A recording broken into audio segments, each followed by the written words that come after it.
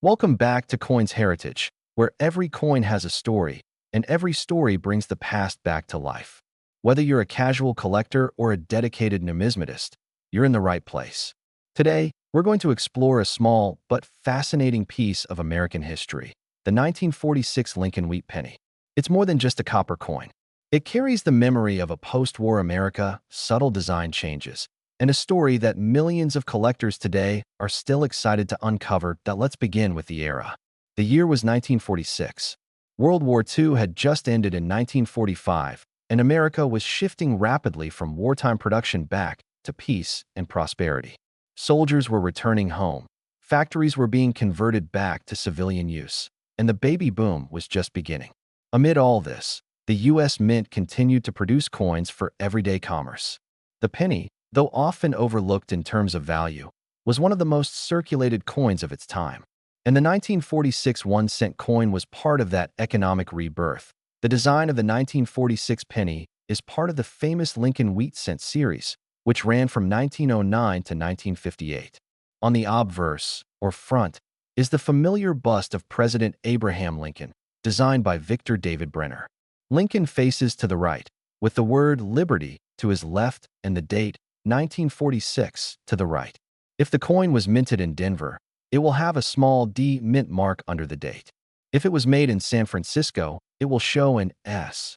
Coins from Philadelphia, which had no mint mark, were still the most common. On the reverse side, we see two stylized wheat stalks curving up each side of the coin, hence the term wheat penny.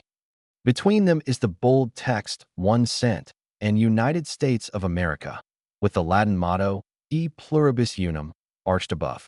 This iconic wheat design remained unchanged from 1909 until it was replaced by the Lincoln Memorial reverse in 1959. What sets the 1946 penny apart is what happened just before it. During World War II, copper was in high demand for making ammunition, shell casings, and electrical wiring. In 1943, the U.S. Mint famously made pennies out of zinc-coated steel to conserve copper. These steel cents looked silver in color and are quite collectible today. In 1944, however, the mint resumed using copper, but they sourced much of it from recycled shell casings, known as shell case bronze. This continued through 1946. So, the 1946 penny was still made from the remnants of war, literally. The metal came from spent ammunition collected from military training grounds and battlefields. That alone gives the 1946 penny a powerful historical edge. Now, in terms of composition, the 1946 penny is made of 95% copper and 5% tin and zinc, the standard bronze alloy used before the war. Each coin weighs about 3.11 grams and measures 19.05 millimeters in diameter. The edges are smooth, and the coin has a plain edge, like all other Lincoln cents of that era. As far as mintage numbers go, the 1946 penny was produced in large quantities. The Philadelphia Mint struck over 991 million coins. The Denver Mint added around 315 million, and the San Francisco Mint contributed just over 198 million. That means the total mintage for the year was well over 1.5 billion coins, making it one of the most heavily produced pennies of the 1940s. As a result, the 1946 penny is not considered rare, but that doesn't mean it's not valuable, especially in high grades or with interesting errors. Let's talk about value. In circulated condition, a typical 1946 penny from Philadelphia is worth between 3 to 10 cents, maybe 15 cents for a nicer one. The Denver and San Francisco versions can fetch a bit more, especially if they're in better shape. If you find a coin in uncirculated condition, meaning it was never used in commerce and shows no signs of wear, it could be worth anywhere from $1 to $5 or even more depending on the luster, color, and strike. Red mint state examples are especially desirable to collectors. In numismatics, color matters. Brown, BN, red-brown, RB, and red, RD, refer to the color of copper coins, with red being the most valuable. For example, a 1946 D penny graded MS 65 red by PCGS can be worth around $15 to $25. A top-graded MS 67 red example could go for well over $100 or even $150 at auction. The same goes for the San Francisco version. Though the S Mint had a lower mintage than Philadelphia, it's still not considered rare, but in top grades, it draws premium interest from collectors assembling complete wheat penny sets. And of course, we have to mention varieties and errors.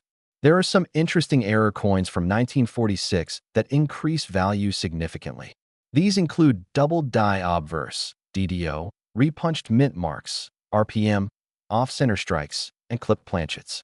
For instance, a 1946 DDDO where the date or lettering shows visible doubling can be worth $50 or more depending on severity. A dramatic off-center strike or a planchet error might bring hundreds from error collectors. These are worth keeping an eye out for. So how can you tell if your 1946 penny is valuable? First, check the condition. Does it have luster? Is Lincoln's cheek and jawline sharp and unblemished? Is there wear on the wheat stalks or lettering? Use a magnifying glass or loupe to check for errors or doubling. Look at the mint mark carefully. Is it repunched? Is the coin unusually thick, thin, or oddly colored? These may be clues to valuable varieties that if you're planning to sell a 1946 penny, you have a few good options. For common circulated coins, online platforms like eBay, Etsy, or even Facebook Marketplace can work well. Be honest in your listing. Include sharp, clear photos of both sides and describe any defects or interesting features. Grouping several pennies from the 1940s can sometimes help you sell them faster than trying to sell each one individually. If you believe you have an uncirculated, rare variety, or error coin, consider getting it professionally graded by PCGS or NGC. Yes, it costs money, usually $30 to $60 per coin, but the increase in value and buyer trust can be well worth it. A certified coin with a respected grade will always sell for more and much faster than one that's raw and uncertain. Coin shows and local coin dealers are another good selling option. Dealers may offer slightly less than full market value since they resell for profit, but it's a faster and more secure sale. Coin shows often attract serious collectors looking to complete their wheat penny albums, and many are specifically hunting for high-grade or unusual pieces. For those of you looking to buy a 1946 penny, make sure to buy from trusted sources. Avoid cleaned coins, which can appear shiny but actually have less value due to surface damage. Always look for sellers who disclose details like grade, color, red-brown, or brown, and whether the coin has been certified. Don't be afraid to ask questions or request better photos. One of the reasons the 1946 penny continues to capture the imagination of collectors is its symbolic timing. It's a coin that came from war, literally made of recycled shell casings, and marked the return to peace.